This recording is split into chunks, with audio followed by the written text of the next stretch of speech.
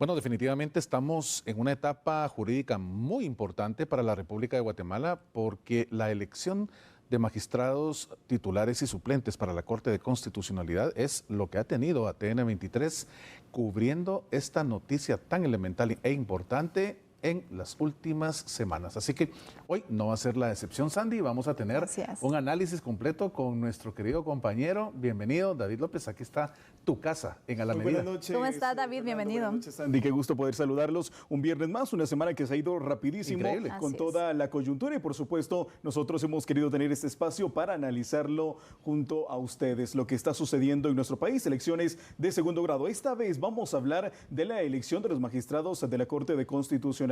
Vamos a dejar de un lado las comisiones de postulación para conocer cómo se elige a los magistrados de la máxima corte. A continuación, en la siguiente nota. La Corte de Constitucionalidad cumple una función por demás importante en el país. Esta se encarga de resolver todos los asuntos legales de la democracia y justicia del país. Bueno, pues recordemos que la Corte de Constitucionalidad en un estado como Guatemala es por demás importante porque entre sus múltiples funciones que tiene está el poder resolver cualquier controversia que se pueda tener en el aspecto constitucional, que en este ámbito entra prácticamente todo, desde un problema laboral, un problema penal, un problema civil, hasta cuestiones de Estado, como lo pudimos observar con las elecciones generales en el 2023. Así que cualquier caso podría llegar a la Corte y por eso es tan importante que hayan magistrados con diversas opiniones, con un criterio de transparencia para que puedan realmente resolver de la mejor manera cualquier caso que les llegue a sus manos. La elección del Pleno de Magistrados de esta Corte se da por designación específica. En esta no aplican las comisiones de postulación. Hay que recordar que la elección de los magistrados de la Corte de Constitucionalidad no pasa por el diseño de las comisiones de postulación, sino que por el contrario, son 5 designaciones directas que realizan igual cantidad de instituciones. Recordemos, el presidente en Consejo de Ministros elige a un magistrado titular y un suplente, el Congreso de la República a un titular y un suplente, la Corte Suprema de Justicia un titular y un suplente, el Colegio de Abogados a través de la Asamblea de sus agremiados un titular y un suplente y la Universidad de San Carlos a través del Consejo Superior Universitario. Los 5 entes de manera paralela e independiente, cada uno realiza su designación y el plazo a considerar es el 14 de abril, que es el día que deben tomar de posesión los magistrados que son electos para este periodo de 5 años.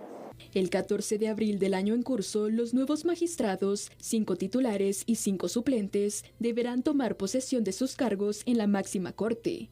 Pues prácticamente hoy ya conocemos a los primeros 2 magistrados electos por el Colegio de Abogados.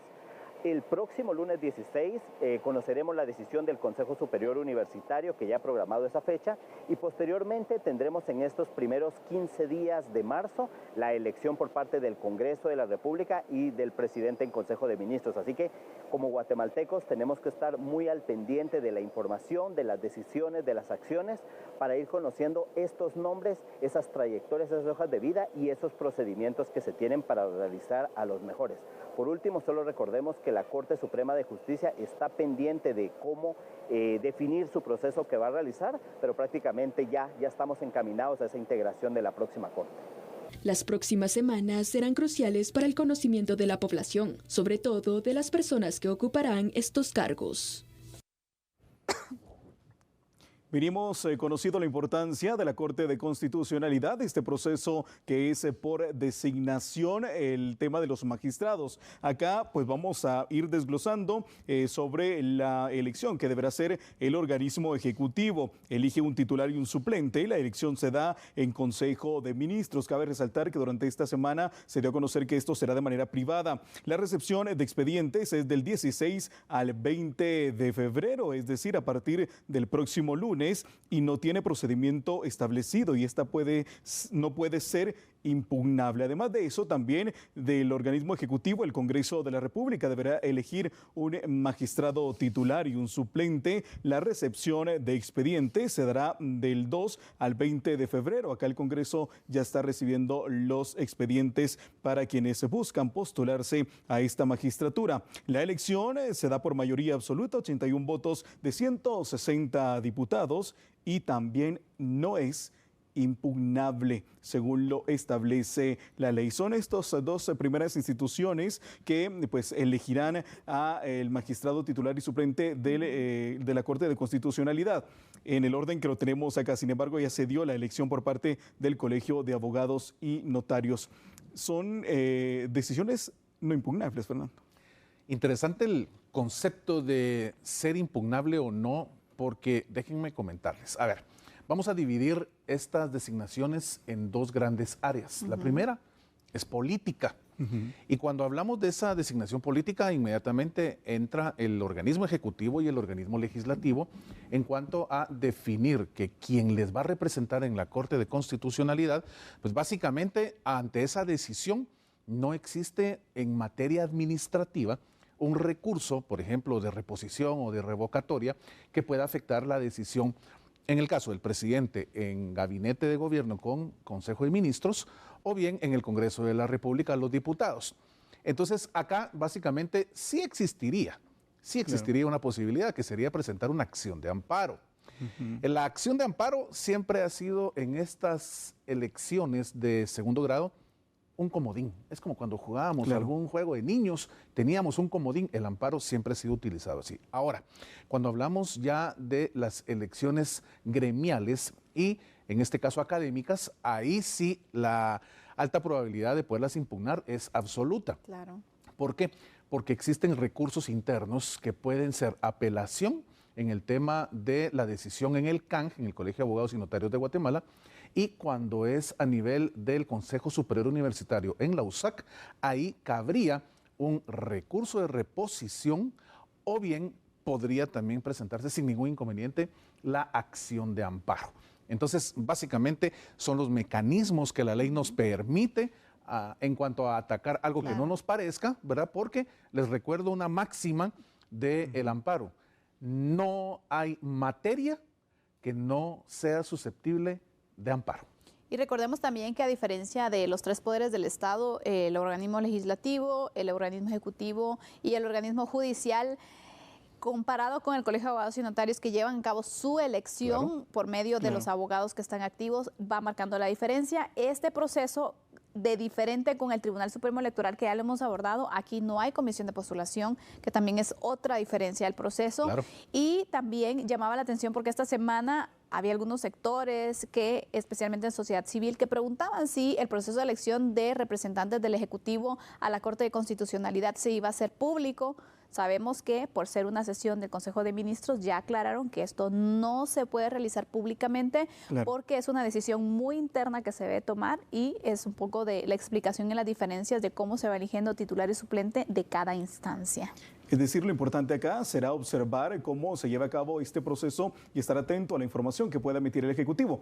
¿Quiénes más eligen magistrados titulares y suplentes para la Corte de Constitucionalidad? En este caso vamos a hablar de la Corte Suprema de Justicia. Acá también se elige un titular y un suplente. El Pleno de la Corte Suprema de Justicia designa por mayoría absoluta 8 votos de 13 magistrados. No tiene procedimiento establecido, al igual que el organismo legislativo y ejecutivo, y no puede ser impugnable, ya lo explicaba Fernando perfectamente. También se elige un magistrado titular y un suplente por parte del Consejo Superior Universitario. Acá se recibieron 14 candidatos quienes se presentaron su expediente. Esto sucedió el 16 de febrero, que será la elección, es decir, el lunes el Consejo Superior Universitario tendrá este espacio para poder realizar la elección del Consejo Superior Universitario el lunes. La elección se da por mayoría absoluta, 21 votos de 41 miembros,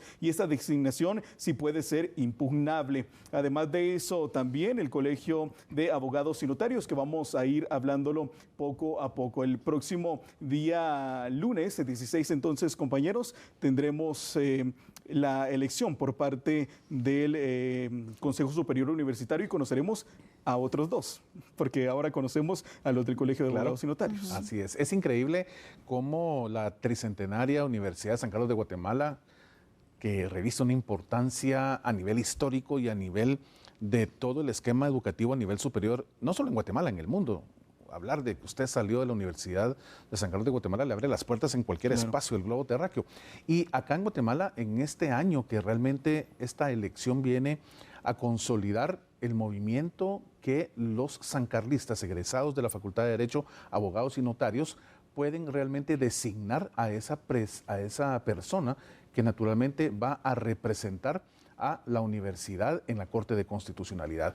Es muy importante que esa participación pues se hace de manera abierta. Me llama mucho la atención lo que explicabas anteriormente en el tema del organismo ejecutivo. Aunque se hace en Consejo de Ministros y ese espacio sí, no se maneja públicamente, pero la convocatoria, ustedes se han dado cuenta, ¿verdad? Ha salido en TN 23, sí es pública. Entonces, todo el ámbito de la transparencia en función de invitar a los colegas que deseen participar en estas designaciones, pues naturalmente todo es público. Ahora, los espacios que en este caso vamos a conocer la otra semana en el Consejo Superior Universitario, reviste una gran importancia por todo el tema que ha venido ya desde hace algunos años con el esquema del rector de la universidad, y veremos pues hacia dónde llega esta votación que naturalmente con 21 sabremos quién representa a la USAC dentro de la CC.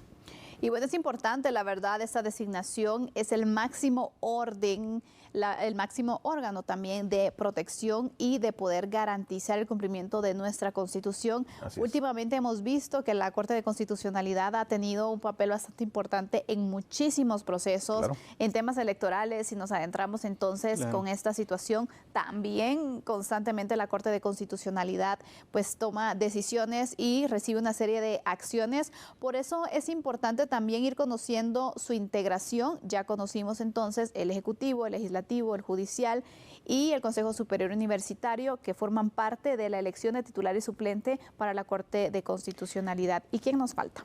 Nos falta el Colegio de Abogados y Notarios. Tienen que ser 10 magistrados, 5 titulares y 5 suplentes. Esta semana tuvimos en coyuntura esta elección que realizó el Colegio de Abogados y Notarios, y vamos a explicarles un poco respecto a cómo se da este procedimiento. Eligen un magistrado también, titular y suplente. Con esto se completarían los 5 titulares y 5 suplentes. Participan abogados colegiados a nivel nacional. Según la estadística, para este año eran alrededor de 30,000 profesionales que estarían participando en esta votación. Se hace a través de una junta directiva quien convoca y administra la elección del magistrado titular y suplente. Existe un tribunal electoral que organiza y supervisa la elección, y también un tribunal de honor quien garantiza la ética y disciplina profesional. Esta designación sí puede ser impugnable.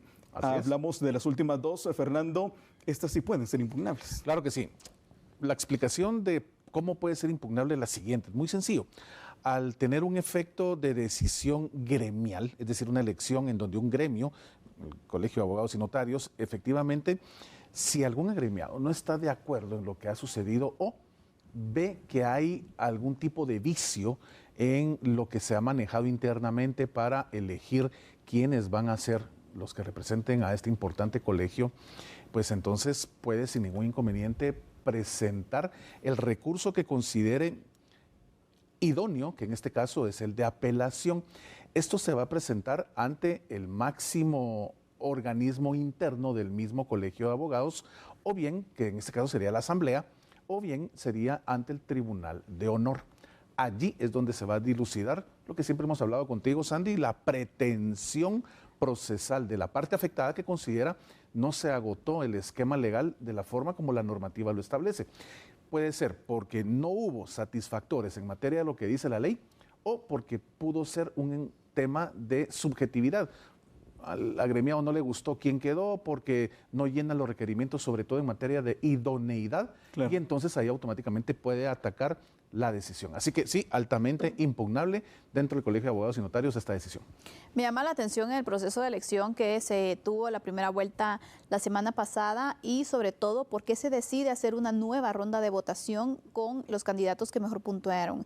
No se toma en cuenta el hecho de decir, bueno, Fernando sacó 5 votos más que el candidato B, por ejemplo, sino cómo se evalúa el poder realizar una segunda ronda de votación entre los dos candidatos más punteados. Claro, aquí estamos hablando de circunstancias administrativas internas del colegio muy interesantes que datan desde hace muchos años y que obviamente cuando tratas de ubicar objetivamente cuál fue la razón, pues básicamente son estructuras internas que ya han manejado así desde siempre y por supuesto es muy interesante conocerlo desde dentro y por supuesto te va generando esas ideas o esas dudas que en materia de una sumatoria común y corriente, es decir, 2 más 2, ¿por qué no pasó de esta otra persona?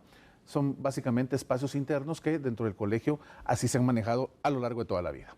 Hemos conocido entonces esta elección que se da por parte del Colegio de Abogados y Notarios, Astrid Lemus y Luis Fernando Bermejo, que serían magistrado titular y magistrado suplente ante la Corte de Constitucionalidad. Hay un panorama bastante amplio que explicábamos muy bien y lo explicabas muy bien, Fernando, respecto a ser impugnable, así es que tendremos que tener mucha observación durante los próximos días. Hay muchos retos que tendrá que llevar a cabo la nueva Corte de Constitucionalidad. Dentro de esto, los más importantes, resolver todos los temas legales en torno a las elecciones del 2027.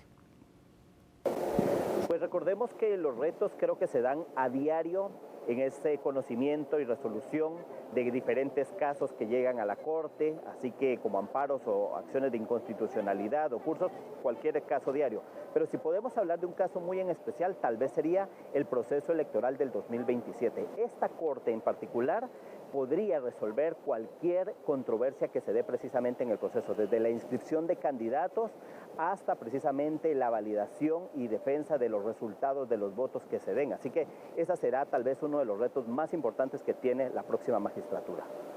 Este y otros retos serán los más importantes que lleve a cabo la nueva Corte de Constitucionalidad. Ya conocemos a 2 magistrados electos, Astrid Lemus y Luis Fernando Bermejo, quienes seguirán ese rumbo hacia tomar ya posesión de esta magistratura.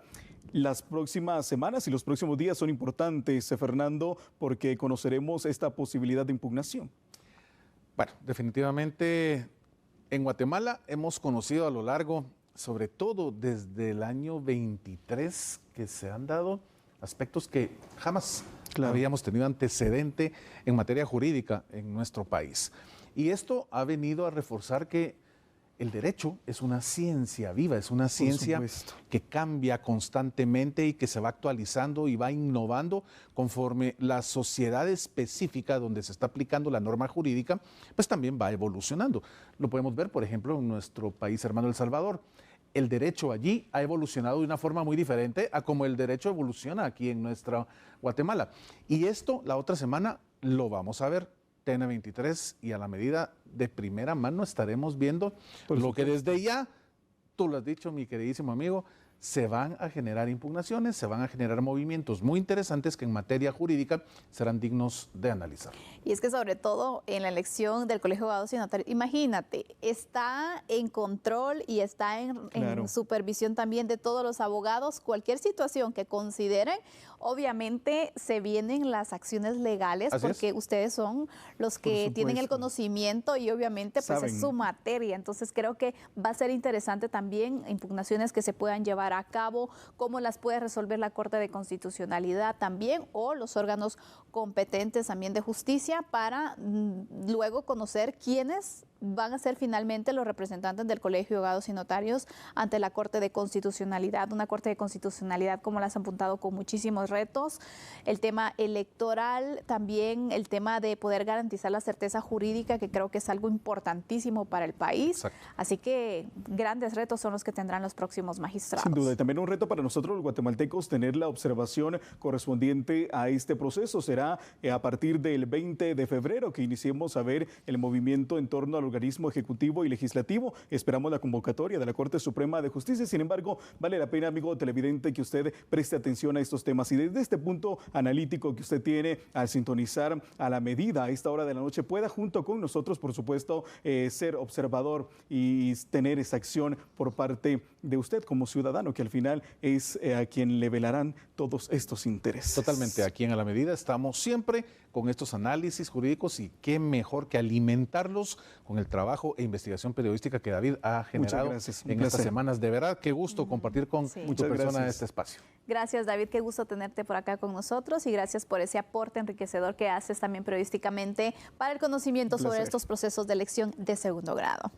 Muchísimas gracias a ustedes y los esperamos pronto. Siempre llénese de mucha información y su papel es importante también en esta sociedad.